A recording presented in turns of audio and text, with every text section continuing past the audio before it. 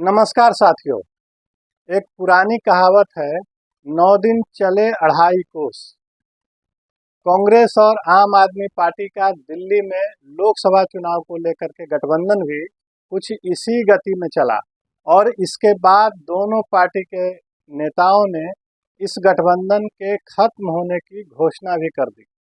और अब तो स्थिति यह आ गई है कि कांग्रेस पार्टी बिल्कुल बीजेपी की तर्ज पर आम आदमी पार्टी या दिल्ली में जो जल संकट बरकरार है उसको लेकर के उसके खिलाफ आंदोलन भी करने लगी है और मटका फोड़ो अभियान जैसे कई तरह के प्रदर्शन किए जा रहे हैं। साथियों, इस बातचीत में हम यह समझने की कोशिश करेंगे कि आखिर दिल्ली में आम आदमी पार्टी और कांग्रेस पार्टी का गठबंधन क्यों टूटा, क्या वजह रही कि दोनों पार्टियों ने अलग अलग राह चुन ली। तो अगर इसको हम समझना चाहते हैं तो सबसे पहले हमें 2024 के लोकसभा चुनावों के परिणामों की ओर देखना होगा। अगर आप देखेंगे तो आप इस निष्कर्ष पर पहुंचेंगे कि कांग्रेस और आम आदमी पार्टी के इस गठबंधन का ज़्यादा फायदा कांग्रेस को न होकर आम आदमी पार्टी को हुआ। पिछले लोकसभा चुनाव में यानी 2019 के लोकसभा चुनाव में आम आदमी पार्टी एक विधानसभा क्षेत्र में बीजेपी को पीछे करने में नाकाम रही थी। यानी 70 में से किसी भी विधानसभा क्षेत्र में आम आदमी पार्टी के कैंडिडेट बीजेपी के कैंडिडेट से ज़्यादा वोट नहीं ला पाए थे। लेकिन इस बार ऐसे 10 विधानसभा क्षेत्र हैं जिसमें आम आदमी के कैंडिडेट ने बीजेपी के कैंडिडेट को पीछे छोड़ा। यह अलग बात है कि लोकसभा की एक भी सीट आम आदमी पार्टी या कांग्रेस को नहीं मिली। दूसरी ओर कांग्रेस की ओर नज़र करें तो कांग्रेस ने 8 विधानसभा क्षेत्रों में बीजेपी से ज़्यादा वोट लाए और पिछले लोकसभा चुनाव में कांग्रेस ने 5 सीटों पर 5 विधानसभा क्षेत्रों में बीजेपी को पीछे छोड़ा था। वहां से बढ़कर कांग्रेस 8 क्षेत्रों में गई, 8 विधानसभा क्षेत्रों में उसे बीजेपी से ज़्यादा वोट आए।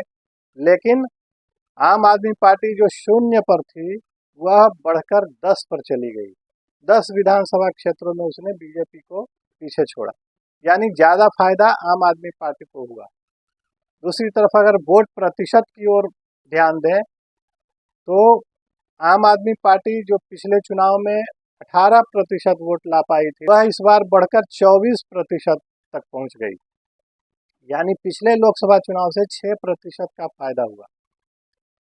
दूसरी ओर कांग्रेस पार्टी जिसे पिछले चुनाव में 19-20% मत मिले थे वह करीब 22.5% वोट तक पहुंच पाई। यानी 3-3.5% ही उसके मत प्रतिशत में इजाफा हुआ। यानी मत प्रतिशत में भी आम आदमी पार्टी को ज़्यादा फायदा हुआ। अगर कांग्रेस को 3.5% वोट ज़्यादा मिले तो आम आदमी पार्टी को 6% वोट ज़्यादा मिले। यानी विधानसभा क्षेत्रों के हिसाब से तो आम आदमी पार्टी को पिछले चुनाव के मुकाबले 10 गुना ज़्यादा फायदा हुआ और वोट प्रतिशत 6% बढ़ गए। कांग्रेस को पिछले चुनाव के मुकाबले सिर्फ 3 सीटों पर फायदा हुआ और मत प्रतिशत में सिर्फ 3.5% की बढ़ोतरी हुई। तो कुल मिलाकर कांग्रेस पार्टी को यह लगा कि आम आदमी पार्टी कांग्रेस के कंधे पर चढ़कर आगे बढ़ रही है और अगर आम आदमी पार्टी के साथ यही स्थिति, यही गठबंधन बना रहा तो अंततः कांग्रेस का भारी नुकसान होगा और कांग्रेस के ही वोटों से आम आदमी पार्टी बढ़ती चली जाएगी और अंततः कांग्रेस की स्थिति दिल्ली में और भी बदतर हो जाएगी। साथियों, यह तो एक पक्ष है जिसमें हमने वोट प्रतिशत या सीटों की संख्या या जो विधानसभा क्षेत्र की स्थिति थी उस पर बातचीत की। एक दूसरा वैचारिक पहलू है या कहें कि लॉन्ग टर्म में जो एक समीकरण कांग्रेस को प्रभावित करने वाला था उससे भी कांग्रेस पार्टी ने सबक लिया और अपनी राह अलग कर ली। आप देखें कि भले ही केजरीवाल इंडिया गठबंधन में हो, लेकिन इस गठबंधन को लेकर के खास करके जो दिल्ली में आम आदमी पार्टी और कांग्रेस का गठबंधन था इसको लेकर के कांग्रेस पार्टी और खास करके राहुल गांधी कभी भी सहज नहीं हो पाए। आप देखेंगे कि जो इंडिया अलायंस बना था और 3-4 जगह उसकी मीटिंग हुई थी, उसमें तो केजरीवाल और राहुल गांधी कभी कभी साथ जरूर दिखाई दिए फोटो सेशन के दौरान। लेकिन जो एक टेबल टॉक होना चाहिए था दोनों के बीच में, जो मुलाकात होनी चाहिए थी, उस तरह की मुलाकात कभी नहीं हुई।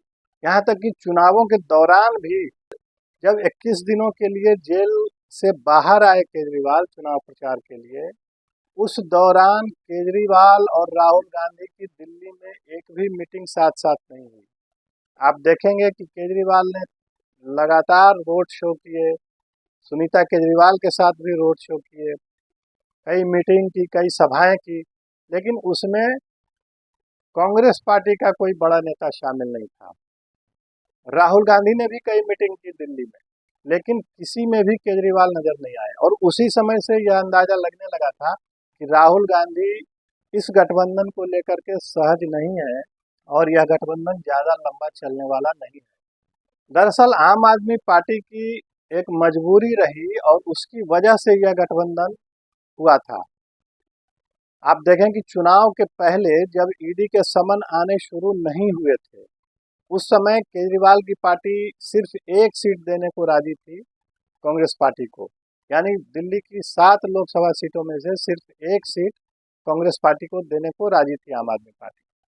लेकिन जैसे जैसे ईडी का प्रेशर बढ़ने लगा, समन आने लगे और केजरीवाल को यह लगा कि उन्हें ऐसे वक्त में सपोर्ट की जरूरत है। अगर कई कई दल उनके पक्ष में बोलेंगे तो उनके लिए यह लड़ाई आसान हो सकती है।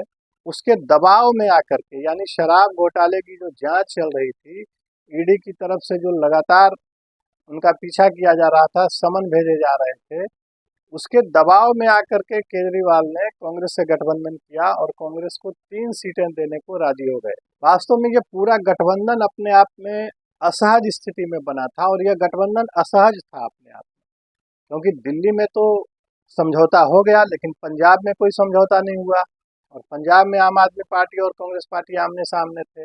कार्यकर्ताओं में एक तरह की असमंजस की स्थिति थी, क्योंकि कांग्रेस पार्टी की जो जगह थी दिल्ली में, उसी जगह को आम आदमी पार्टी ने भरा है। और जिस तरह से केजरीवाल इंडिया अलायंस में रहते हुए भी अपनी गारंटियां दे रहे थे, अपना एक तरह का घोषणा पत्र जारी करते रहे, उसे आगे बढ़ाते रहे, कभी 6 गारंटी दे रहे थे तो कभी 10 गारंटी दे रहे थे, और बार बार आम आदमी पार्टी की तरफ से, केजरीवाल की तरफ से यह कहा जा रहा था कि मोदी तो सिर्फ केजरीवाल से डरता है और मोदी को सिर्फ केजरीवाल ही टक्कर दे सकते हैं, मोदी को सिर्फ केजरीवाल ही हटा सकते हैं। तो एक मैसेजिंग यह हो रही थी कांग्रेस को, इससे यह समझ में आ रहा था कि केजरीवाल कहीं ना कहीं राहुल गांधी के बरक्स या कांग्रेस के बरक्स अपने आप को आगे बढ़ाने, आगे दिखाने की होड़ में लगे हुए हैं। और इसीलिए आप देखेंगे कि इंडिया अलायंस की बैठक में भी कभी भी ममता बनर्जी ने या अरविंद केजरीवाल ने राहुल गांधी का नाम नहीं लिया है। जब संयोजक पद के लिए नीतीश कुमार के नाम पर चर्चा होनी थी, उस समय ममता बनर्जी और अरविंद केजरीवाल दोनों ने खड़गे का नाम आगे किया। वहां पर दोनों राहुल गांधी का भी नाम आगे कर सकते थे। उस समय भी यह स्पष्ट हुआ था कि केजरीवाल नहीं चाहते हैं कि किसी भी तरह से विपक्ष का नेता, विपक्ष का चेहरा राहुल गांधी बने। और अभी भी जो ये पिछले चुनावों में जो 52 सीटें आई थी कांग्रेस पार्टी को और इस बार 99 आ गई, इससे अगर किसी एक व्यक्ति को जो विपक्ष की खाली जगह को भरना चाह रहा था उसे धक्का लगा है, तो उसका नाम है केजरीवाल। केजरीवाल यह कभी भी नहीं चाहते कि कांग्रेस और मजबूत हो। वे भले इंडिया अलायंस का हिस्सा थे, लेकिन वे चाहते थे कि कांग्रेस और कमजोर हो, ताकि कल को आम आदमी पार्टी एक विकल्प के रूप में तैयार हो सके। आम आदमी पार्टी को एक बड़े मंच पर इस तरह से रखा जा सके कि मोदी को केजरीवाल ही हटा सकता है, या बीजेपी के खिलाफ जो खाली जगह है उसे आम आदमी पार्टी ही भर सकती है। और इस तरह की जो पोजिशनिंग हो रही थी, इसे कांग्रेस के नेता समझ रहे थे, इससे राहुल गांधी नाराज बताए जा रहे थे। और यही वजह है कि दोनों दलों में एक अविश्वास का माहौल था, एक असहज स्थिति थी। और जैसे ही चुनाव के रिजल्ट आ गए, कुछ ही दिनों बाद दोनों पार्टियों ने अपनी अपनी राह अलग कर ली और दोनों ने यह घोषणा कर दी कि यह गठबंधन जो था वह सिर्फ लोकसभा चुनाव तक ही सीमित था और विधानसभा चुनाव में अब यह गठबंधन नहीं रहे। 52 से 99 तक पहुंचने वाली कांग्रेस पार्टी बिल्कुल उत्साह में दिख रही है और उसे यह लग रहा है कि आम आदमी पार्टी को उसके गठबंधन का फायदा ज़्यादा हुआ है, इसलिए अपनी राह अलग कर ली जाए। और अगर दिल्ली में कोई भविष्य कांग्रेस पार्टी अपने लिए देखती है तो उसके लिए ज़रूरी यह है कि केजरीवाल को पहले समाप्त किया जाए। अगर आम आदमी पार्टी खत्म नहीं होगी या कमज़ोर नहीं होगी तो बीजेपी के मुकाबले कांग्रेस पार्टी खड़ी नहीं हो सकती।